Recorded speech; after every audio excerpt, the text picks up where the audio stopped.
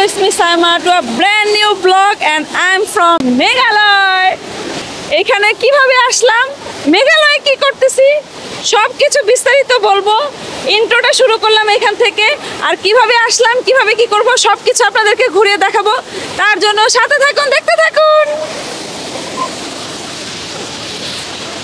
আমাদের টিকিট ছিল লন্ডন এক্সপ্রেসের রাত্রে 11:30টার, কিন্তু দুর্ভাগ্যবশত অনেক ভিড়ের কারণে আসতে দেরি হয়। আমরা অনেকক্ষণ কাউন্টারে বসে থাকি, তো এই বাস আসতে আসতে প্রায় 12টা বেজে যায়। আমাদের বাসটা ছিল বিজনেস ক্লাস, এটার 1500 টাকা টিকিট ছিল, আর বাসটা অনেক বেশি কমফোর্টেবল ছিল। আমি একবারই ঘুমিয়ে যাই বাসে বসার পর, কারণ খুব টায়ার্ড ছিলাম সেদিন। বাস যাত্রা বিরতিতে থেমেছে জান্নাত রেস্টুরেন্ট নামে একটা রেস্টুরেন্টে। রেস্টুরেন্টের যে ভিতরের ওয়াশরুম ছিল মোটামুটি, খুব একটা যে আহামরি ভালো ছিল তা না, বাট খাবার আইটেমগুলো যখন দেখি ভালোই লাগে। বিশেষ করে বেকারি আইটেম ছিল অনেক, বেকারি আইটেমগুলো দেখতে ভালো লাগছিল। আর যেহেতু না খাওয়া, ভাবলাম আগে খাওয়া দাওয়া করে দরকার হলে যাওয়ার সময় একটা সুইট আইটেম খেয়ে যাব। তো যেই বলা সেই কাজ, আর আগে ফ্রেশ হতে যাই, ফ্রেশ হয়ে এসে তারপর খাবার অর্ডার দিই। আমি একটা খিচুড়ি অর্ডার দিই, চিকেন খিচুড়ি। এখানে খাবারের প্রাইসগুলো একটু বেশি ছিল, আর এসব হোটেলের প্রাইস সম্ভবত বেশি হয়। আপনারা চাইলে মেনুটা একটু পজ দিয়ে দেখতে পারেন। আর চিকেন খিচুড়িটা কিন্তু তুলনামূলক অনেক মজাই লেগেছে আমার কাছে। 2 জন মানুষ খেতে পারবে মোটামুটি, আর পেট ভরে খেতে হলে একজনই খেতে পারবে। এরপর যেটা মেন কথা সেটা হচ্ছে এই সুইট আইটেমটাতে আসি, মানে ডেজার্ট কেকটা দেখে খুব ভালো লাগে খাই, কিন্তু এটা জীবনের মনে আমার সবচেয়ে বড় একটা ভুল ছিল।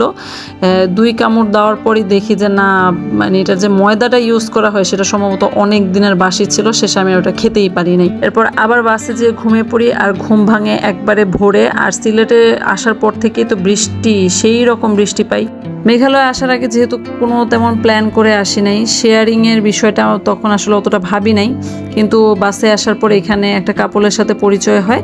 আমরা তাদের সাথে প্ল্যান করে একসাথে জয়েন করে নেই। হুমায়ুন রশিদ চত্বর থেকে নেমে এটার কাছেই একটা পানসি আছে, বেশিক্ষণ লাগলো না, মানে 2 মিনিট লাগলো। ওইখানে এখন আছি, বসছি। প্রচুর বৃষ্টি, প্রচুর, মানে আমরা তো আসলে বৃষ্টিতে ঘোরাঘুরি করে অভ্যাস না। এখন যাচ্ছি এবার বৃষ্টির জায়গায়, দেখা যাক এবার বৃষ্টির অভিজ্ঞতা কেমন হয়। কিন্তু এখন প্রচুর বৃষ্টি হচ্ছে। খেয়ে তারপর রওনা দেব। বর্ডারে কি অবস্থা হবে, ওইদিকে কি অবস্থা হবে কিছুই জানি না আর কি।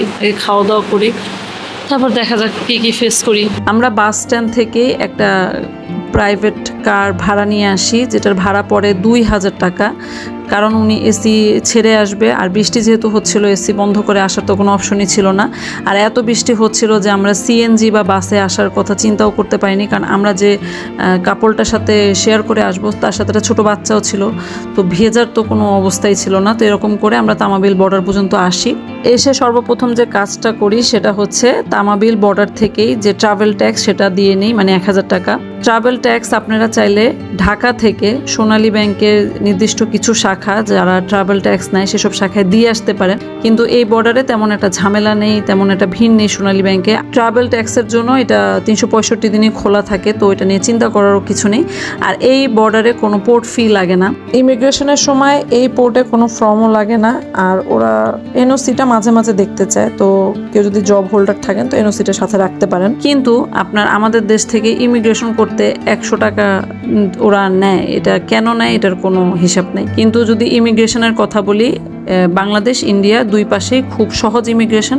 বাংলাদেশ সাইডের ইমিগ্রেশনের সহ সব কাজ শেষ হওয়ার পর বিএসএফ তাদের একটা মিনি বাসে করে এখানকার যতজন আছে তাদেরকে তাদের বর্ডারে নিয়ে যায়। এটা সম্পূর্ণ তারা নিজেরা গার্ড করে নিয়ে যায়, খুব সুন্দর করে নিয়ে যায়। ছোট মিনি বাস, এটা 2 মিনিট লাগে। খুব সহজভাবে 2 ইমিগ্রেশন শেষ করে আমরা এবার আমাদের যে গাড়ি ভাড়া করতে হবে, মানে আমরা যে ঘুরবো মেঘালয়, সেটার জন্য গাড়ি ভাড়া করার জন্য আমরা দেখতে থাকি। কিন্তু দুর্ভাগ্যবশত আমরা ডাউকি বাজার আগে যেতেই পারি না, কারণ এত বৃষ্টি হচ্ছিল। তো ওইখানকারই একটা ট্রাভেল ওরা এজেন্সির মতো আছে, এখান থেকে আপনারা চাইলে ট্যাক্সি বুক করতে পারবেন। তো এখানে আমরা দেখা শুরু করি। এখানে ওদের একটা প্রাইস লিস্ট আছে, এটা চাইলে একটু পজ দিয়ে দেখতে পারেন। এটা সিজন ভেদে ভাড়া বাড়ে বা কমে, আমরা ওর মধ্যে একটু দামাদামি করে নেই। এদের হিসাবে যদি আপনারা 3 দিন বা 4 দিনের প্যাকেজ নেন, তো ওরা প্রথম দিন যে ভাড়া রাখে পরের দিন থেকে তার থেকে একটু কম, তার থেকে একটু পরের দিন কম, এরকম করে ওরা ভাড়াটা ফিক্সড করে। সাইট সিইং সহ মোটামুটি প্রতিদিনের জন্য 2 থেকে 2,500 টাকা আপনার গুনতে হবে। আর একটু বড় মানে 4 জনের সিটেরই প্রত্যেকটা গাড়ি, কিন্তু 4 জনের সিটের মধ্যে একটু কমফোর্টেবল একটু বড় ভালো গাড়ি নিতে চাইলে সেখানে 800 রুপি বা 500 রুপি প্রত্যেক দিন প্রতি অ্যাড হবে। অবশেষে আমরা ডাউকি টু সাইট সিন করতে করতে চেরাপুঞ্জিতে আরেকদিন থেকে সাইট সিন করে দেন আবার চেরাপুঞ্জি থেকে সাইট সিন করতে করতে শিলং, এইভাবে প্যাকেজ নিয়ে একটা ট্যাক্সি ফাইনাল করি। এখন আমরা সেই চেরাপুঞ্জির পথে রওনা দিচ্ছি।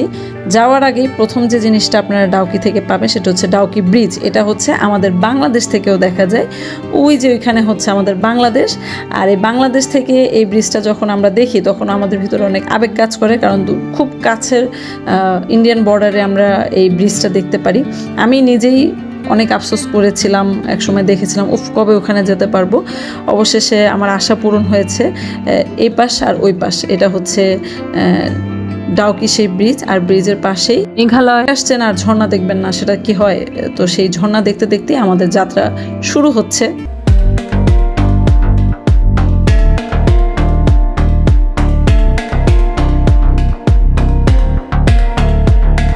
ডাউকি ব্রিজ থেকে ওই যে আমাদের জাফলং দেখা যাচ্ছে। তো এই অনুভূতিটাই অন্যরকম, যে আমি বাংলাদেশি, ইন্ডিয়া থেকে আমার বাংলাদেশটা এভাবে দেখছি, এটাও একটা সৌন্দর্য। সবসময় বাংলাদেশ থেকে এখানে ইন্ডিয়াটা দেখি, এটার এখন আবার অন্যরকম একটা অনুভূতি কাজ করছে, যেটা ভালো লাগাই কাজ করছে, নতুন একটা অভিজ্ঞতাও হচ্ছে।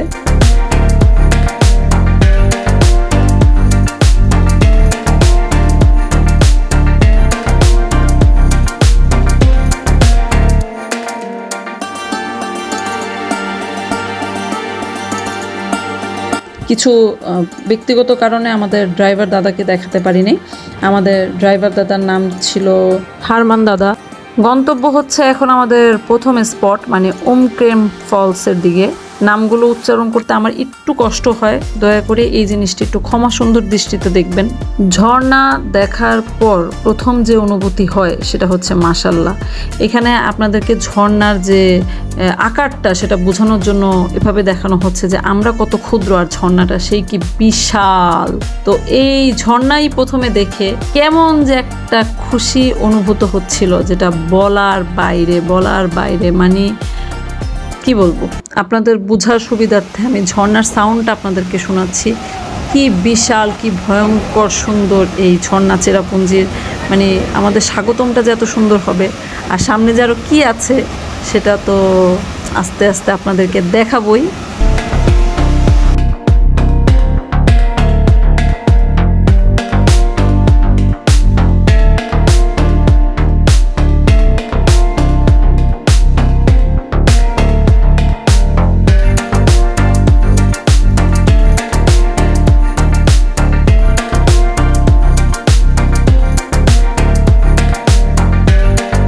প্রথম পর্বটা একটু সংক্ষিপ্ত করে শেষ করছি, কারণ পরে অনেক ঝর্ণা আপনাদেরকে দেখাতে হবে। তাই প্রথম পর্বতেই আগেই আপনাদেরকে ক্লান্ত করে দিচ্ছি না। এত সুন্দর ঝর্ণা দেখে একটু ধৈর্য ধরুন, সামনের পর্বে আরও সুন্দর ঝর্ণা আপনাদেরকে দেখাবো। তার জন্য চ্যানেলটা অবশ্যই সাবস্ক্রাইব করে রাখতে হবে। পরের পর্বে আমন্ত্রণ রইল। Thanks for watching.